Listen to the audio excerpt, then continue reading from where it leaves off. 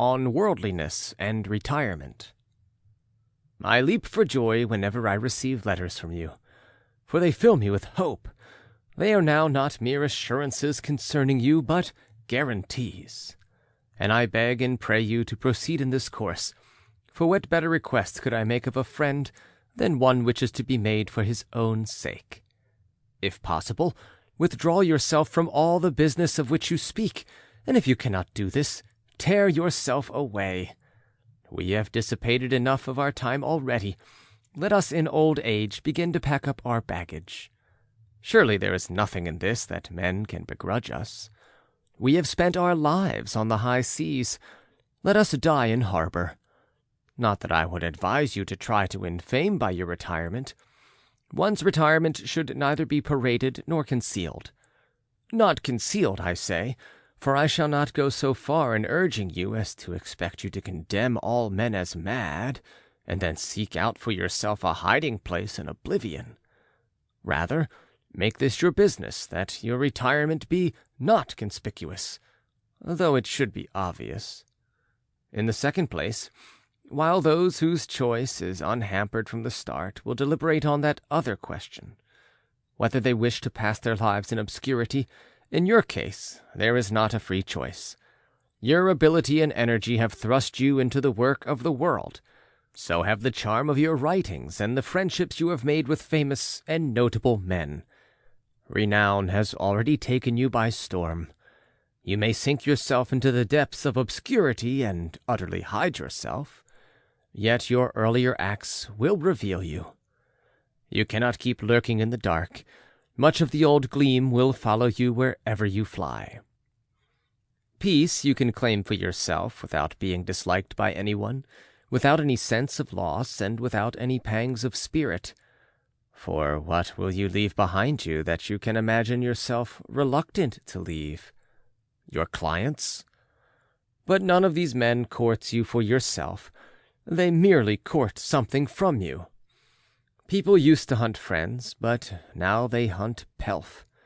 If a lonely old man changes his will, the morning caller transfers himself to another door. Great things cannot be bought for small sums, so reckon up whether it is preferable to leave your own true self, or merely some of your belongings. Would that you had had the privilege of growing old amid the limited circumstances of your origin, and that fortune had not raised you to such heights. You were removed far from the sight of wholesome living by your swift rise to prosperity, by your province, by your position as procurator, and by all that such things promise. You will next acquire more important duties, and after them still more. And what will be the result? Why, wait until there is nothing left for you to crave. That time will never come. We hold that there is a succession of causes, from which fate is woven. Similarly, you may be sure, there is a succession in our desires, for one begins where its predecessor ends. You have been thrust into an existence which will never of itself put an end to your wretchedness and your slavery. Withdraw your chafed neck from the yoke. It is better that it should be cut off once for all than galled forever. If you retreat to privacy, everything will be on a smaller scale, but you will be satisfied abundantly. In your present condition, however, there is no satisfaction in the plenty which is heaped upon you on all sides.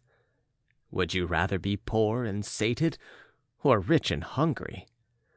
Prosperity is not only greedy, but it also lies exposed to the greed of others, and as long as nothing satisfies you, you yourself cannot satisfy others. But, you say, how can I take my leave? Any way you please. Reflect how many hazards you have ventured for the sake of money, and how much toil you have undertaken for a title. You must spare something to gain leisure also, or else grow old amid the worries of procuratorships abroad, and subsequently of civil duties at home, living in turmoil and in ever-fresh floods of responsibilities, which no man has ever succeeded in avoiding by unobtrusiveness or by seclusion of life. For what bearing on the case has your personal desire for secluded life? Your position in the world desires the opposite. What if, even now, you allow that position to grow greater? But all that is added to your successes will be added to your fears. At this point, I should like to quote a saying of Maecenas, who spoke the truth when he stood on the very summit. There's thunder even on the loftiest peaks. If you ask me in what book these words are found, they occur in the volume entitled Prometheus. He simply meant to say that these lofty peaks have their tops surrounded with thunderstorms.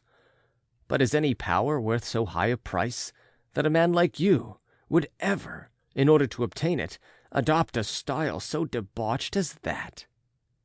Maecenas was indeed a man of parts, who would have left a great pattern for Roman oratory to follow, had his good fortune not made him effeminate. Nay, had it not emasculated him. An end like his awaits you also, unless you forthwith shorten sail, and, as Maecenas was not willing to do until it was too late, hug the shore. This saying of Maecenas' might have squared my account with you, but I feel sure, knowing you, that you will get out an injunction against me, and that you will be unwilling to accept payment of my debt in such crude and debased currency. However that may be, I shall draw on the account of Epicurus. He says, "You must reflect carefully beforehand with whom you are to eat and drink, rather than what you are to eat and drink. For a dinner of meats without the company of a friend is like the life of a lion or a wolf. This privilege will not be yours unless you withdraw from the world. Otherwise, you will have as guests only those whom your slave secretary sorts out from the throng of callers. It is, however, a mistake to select your friend in the reception hall or to test him at the dinner table. The most serious misfortune for a busy man who is overwhelmed by his possessions is that he believes men to be his friends when he himself is not a friend to them, and that he deems his favors to be effective in winning friends, although, in the case of certain men, the more they owe, the more they hate. A trifling debt makes a man your debtor. A large one makes him an enemy. What, you say, do not kindnesses establish friendships? They do, if one has had the privilege of choosing those who are to receive them, and if they are placed judiciously, instead of being scattered broadcast. Therefore, while you are beginning to call your mind your own, meantime apply this maxim of the wise. Consider that it is more important who receives a thing than what it is he receives. Farewell.